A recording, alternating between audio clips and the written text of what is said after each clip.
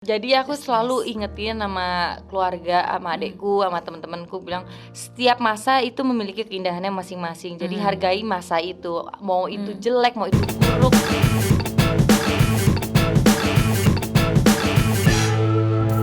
Tunggu dulu, jangan lupa untuk subscribe channel YouTube dari Riana karena subscribe itu gratis. Hai. Nah, ada satu hal yang menarik nih. Jadi kalau di The Mary Riana Show, saya biasanya juga suka menanyakan ada 13 pertanyaan. Pertanyaan sederhana sebenarnya, tapi ya semoga bisa dijawab. Dan pertanyaan tentang umum, tentang hidup. Oke. Ya, jadi ini adalah 13 things I want to know about you, about Nandine Chandrawinata. Yeay. Oke, pertanyaan yang pertama, apa yang bisa membuat kamu tersenyum? Kalau orang lain tersenyum, Karena Iya. menular ya. nular. Oh, gitu ya. Itu ampuh, itu obat paling ampuh. Melihat orang lain tersenyum biasanya kamu jadi Iya, ikutan karena tersenyum. dulu pada saat di Putri Indonesia, saat badan kita lelah ya, itu satu hari bisa 4 acara. Aduh, itu kalau nggak meresap energi dari sekitar, kayak aku nggak akan bertahan sih, karena benar-benar sangat melelahkan. Jadi pada saat kita lelah, kita lihat orang itu tersenyum dan kita mau mencoba menarik energi dia untuk tersenyum, itu menurut aku obat yang paling mujarab pada saat kita lagi udah down atau lagi capek atau lagi kesel. Liatin aja orang tersenyum pasti Pasti akan langsung menular ikut. ya. Langsung ikut. Pressure nggak sih sebenarnya jadi Putri Indonesia? Kalau aku ya mikir, kalau kita itu menganggap itu pressure, itu bukan kesempatan yang baik, itu akan jadi buruk. Jadi aku harus berpikir aku cuma 1 tahun sebagai Putri Indonesia, sebagai maksudnya menjabat ya. Iya. Itu akan menjadi dilema buat diri sendiri, ada perdebatan dalam diri sendiri. Tapi kalau kita berpikir ini satu yang positif, emang Tuhan ngarahin aku ke arah sini dan aku mempergunakan dengan baik kesempatan itu, kenapa tidak gitu. Betul. Walaupun mungkin orang nggak melihat bahwa wah ini kerja dapat duit banyak ini. Ya kalau kita bicara duit dari mana aja ya, uang dari mana aja, selama kita fokus, kita mau kerja keras gitu ya. Itu menurut aku rezeki akan datang kok. Itu yakin Pasti. 100%. Apalagi kalau ingin menolong orang itu rezeki akan datang lagi, karena aku percaya apa yang kita berikan itu akan balik lagi ke kita. Benar. Kita menjaga alam akan menjaga kita ya. Dan dengan kita melihat, untuk aku ya, dengan aku melihat banyak orang tersenyum, ya itu akan jadi energi buat aku sendiri, booster aku sendiri gitu. Benar-benar. Sama sih, something yang sesuatu yang sangat Sederhana. simple, sederhana sebenarnya, tapi bisa memberikan dampak Iya. positif bagi orang-orang. Iya. Oke. Yes. Pertanyaan yang kedua, apa yang seringkali ada di pikiran kamu belakangan ini? Di belakangan ini aku lagi ngulik tentang si soldier sih. Aku apa yang mau aku karena kita mau munas di bulan Agustus, aku akan ketemu 14 kota lainnya, si soldier dari perwakilan dari daerahnya. Dan sekarang ini kita lagi merangkum program-program yang kita ingin jalankan. 4 program yang utama yaitu ya mangrove, sirkus lomba keliling, tetap dengan sedotan dan plastik ya. Itu yang aku lagi ngulik banget. Tiap daerah tuh permasalahan, semua sama permasalahan tentang plastik, tapi cara mengemas tiap daerah itu berbeda-beda. Jadi aku lagi berpikir tiap daerah ini aku harus tetap kasih contohnya gitu, seperti apa, karena kalau nggak kebingungan gitu. Praktikalnya Dan seperti aku apa harus ya? mengeluarkan ilmu-ilmu lama aku dulu yang aku ke daerah mana itu aku harus keluarin, dan aku harus berikan ke mereka semua gitu. Itu aku lagi ngulik sekali sih, dan aku ingin lagi menyentuh tentang warung-warung dan warteg yang ada di Indonesia, itu bagaimana cara mereka terlibat. Karena menurut aku pada saat aku lagi road trip waktu itu ke Medan naik mobil, itu aku cuman makan Padang, nasi Padang terus, warteg terus. Jadi menurut aku warteg tuh menyebar di Indonesia gitu. Jadi ya, dan mereka sebenarnya salah satu tempat yang bisa memberikan info yang paling baik tentang Indonesia gitu. Karena pasti setiap orang berhenti terus makan. Gitu. Jadi aku pengen mencoba ada edukasi tentang bagaimana nih menjaga plastik mereka. Walaupun ya warteg tinggal makan, tinggal dipilih ya, tapi betul. tetap ada plastik-plastik yang mereka bisa kurangi sebenarnya, dan itu aku pengen sentuh ya. Nah, ini makanya aku butuh pada saat setelah Munas 15 kota ini membantu untuk mewujudkan tentang warung ini. Ya, langsung bergerak. Iya. Tapi memang lumayan efek sih, karena sekarang di beberapa restoran atau beberapa tempat makan pun mereka udah nggak pakai sedotan dan nggak ngasih sedotan. Udah nggak ngasih sedotan. Bahkan kadang-kadang kita ngeh kan, kok nggak ada sedotan? Terus kita minta, kita tanya, dia bilang, oh ya maaf Bang, nggak ada sedotan. Oh iya benar. Tapi jadi PR nih buat si restoran, harus mencuci gelasnya dengan baik. Oh iya. Karena dulu alasan sedotan selain untuk perempuan mungkin nggak merusak lipstiknya, kebersihan akan dari si gelas itu. Jadi itu hati-hati. Kenapa? Karena kita bisa sebagai yang memakai gelas itu bilang ini gelas kurang bersih. Jadi harus sangat berhati-hati si restoran. Ada PR lagi. Benar.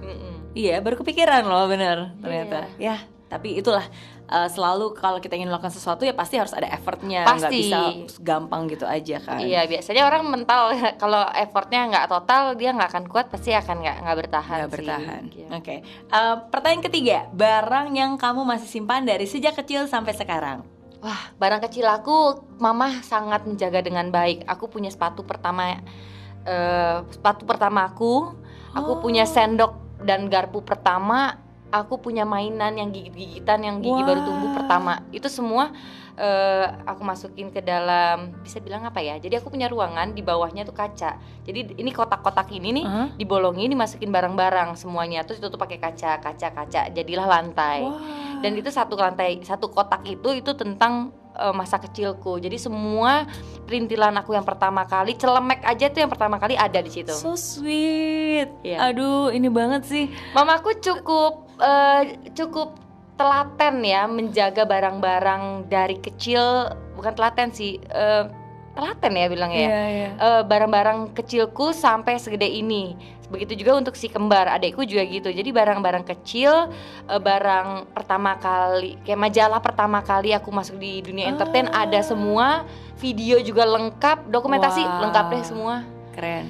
Even rumah Barbie-ku aja ada, masih disimpan.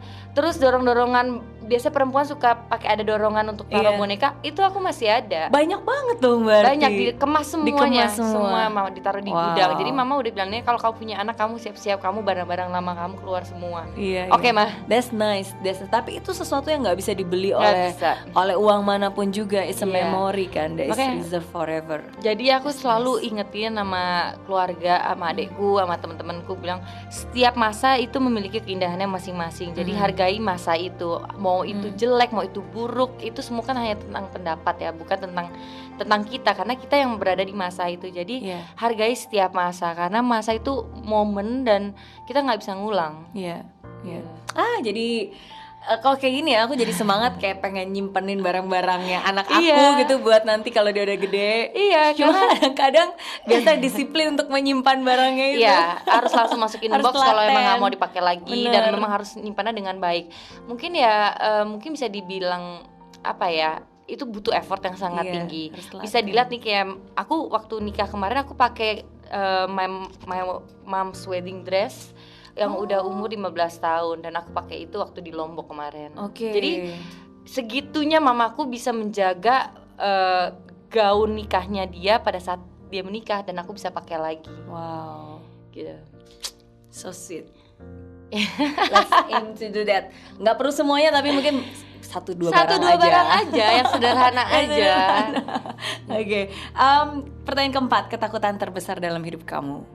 Ketakutan terbesar saat keluarga, aku nggak tahu ya, aku belum mengalami momen ini, kayak saat keluarga jauh banget sampai aku nggak bisa ngobrol lagi. Tapi aku tahu tiap orang akan melewati momen itu, dan ya nggak kebayang aja sih rasanya. Tapi di situ mungkin aku harus belajar lagi gimana. Ya itu makanya aku bilang menghargai tiap momen itu menurut aku berharga banget. Jadi aku bisa mungkin meng-capture itu semua gitu. Benar, dan meng-appreciate selagi masih bisa dan selagi masih dekat ya. Oke. Ketahuan banget nih, deket banget sama keluarganya, orang tua, papa, mama, dan juga termasuk si kembar. Oke, pertanyaan kelima. Kalau kamu bisa menjadi seseorang selama 1 hari, mau jadi siapa dan kenapa? Jadi siapa ya? Gak bisa jadi diri sendiri aja ya. Karena aku gak pernah berpikir kalau aku berada di sepatu itu orang gitu loh. Kayak karena percuma juga kalau kita ingin menjadi presiden, belum tentu kita bisa ngejalani sama seperti yang presiden lakukan sekarang, karena akan mengalami permasalahan yang berbeda dan mencari solusinya mungkin berbeda juga. Jadi aku nggak kebayang pada saat aku ingin menjadi seseorang, aku akan melakukan hal yang sama dengan orang itu. Mungkin ya, cara berpikirnya berbeda ya. Kayak aku tetap akan menjadi diri aku aja sih. Menjadi Nadine Chandrawinata. Yes. Oke, pertanyaan ke-6. Film paling romantis yang pernah kamu tonton? Waduh, apa ya? Aku masih bisa bilang Titanic sih. Titanic aku tetap berulang kali lihat film itu tetap aja menangis. Aku nggak tahu karena Leonardo-nya atau emang ceritanya, tapi menurut aku itu menyentuh ya. Menyentuh. It's a love story, it's a legendary love story ya. Ya, apalagi yang udah cerita true story itu akan tersentuh lah akunya. Oke. Buat generasi millennials yang belum pernah nonton film Titanic, masa sih diulang-ulang di TV? Iya. Mungkin kan soalnya itu pertama kali tahun berapa ya? Kayak kita masih SMA. Kita seumuran ya? Oh enggak beda. Ini jauh lebih muda. Tapi lahirnya sama-sama di bulan Mei. Di bulan Mei, ya. Tapi di awal Mei, saya akhir Mei. Oke. Aku tahun 80 lahirnya. Oh, saya 84. Beda 4 tahun lah. Seliptingan lah. Oke. Nah sekarang kalau ibaratnya kamu adalah sebuah buku, nah apa judul dari buku itu? Hidup kamu adalah sebuah buku. Hidup saya udah ada. Ini mau persiapan buku keempat sih saya keluarin. Nah, tapi kalau saya seorang buku ya Love My Life aja sih. Love My Life. Jadi aku ya tetap mau capture momen-momen masa itu. Iya. Buku keempat apa nih? Bocoran dikit. Tentang sebenarnya buku keempat ini aku kolaborasi dengan teman-temanku yang memang di bidangnya masing-masing. Satu ada animator, ada penulis juga. Saya di sini aku nulis puisi. Kemudian aku juga kolaborasi sama temanku Pineng. Dia fotografer underwater. Memang aku traveling juga kebanyakan sama dia. Jadi kita buat table book. Di kolaborasi dari semuanya. Ada puisi, ada lukisan, ada penulis lainnya tentang Indonesia, ada fotografer juga yang menunjukkan keindahan akan bawah laut. Oh, that's nice. Ya, buku table book sih. Akan coming soon? Tahun ini. Tahun ini. Mudah-mudahan. Kita doakan cepat. Amin. Muncul di permukaan.